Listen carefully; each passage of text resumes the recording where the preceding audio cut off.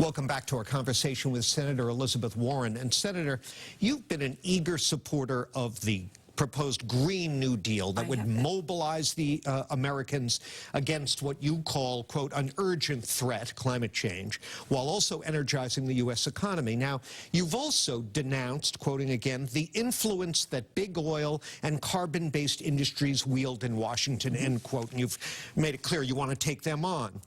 But historian Doris Kearns Goodwin from Concord here has noted in the past that President Roosevelt was finally able to jumpstart the economy in the 1940s only after he partnered with corporations, making concessions and curbing antitrust enforcement in the so-called arsenal for democracy wartime industrial surge. Likewise, President Obama courted and won support from the pharmaceutical industry and healthcare insurers to get Obamacare through. Why is your confrontational approach preferable to the proven success of these past, more collaborative strategies? Well, actually, I would never have a disagreement with an historian, but I back up just a little bit on that description.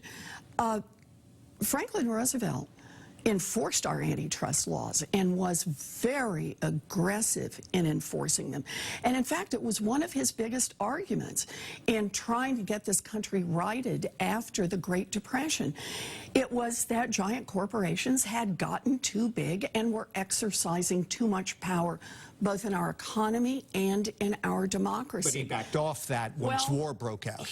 But he backs off after he has done enormous enforcement in this area, enforcement that had really died off for 3 decades before then. But how do we promote the goals of the Green New Deal, promoting alternative energy sources, reducing our carbon footprint and so forth, when President Warren is at war with the big utilities, with the big oil companies over antitrust issues that aren't necessarily moving the ball down the road? Whoa, wait a minute. Saying that they should have a little less political power in Washington? That's exactly how we move a Green New Deal forward. Come on. Why do you think there hasn't been more movement on climate? The reason has been because of the lobbyists, because of the big polluters, because of the oil industry that make sure nothing happens in Washington. But I do have one last question for you. Sure.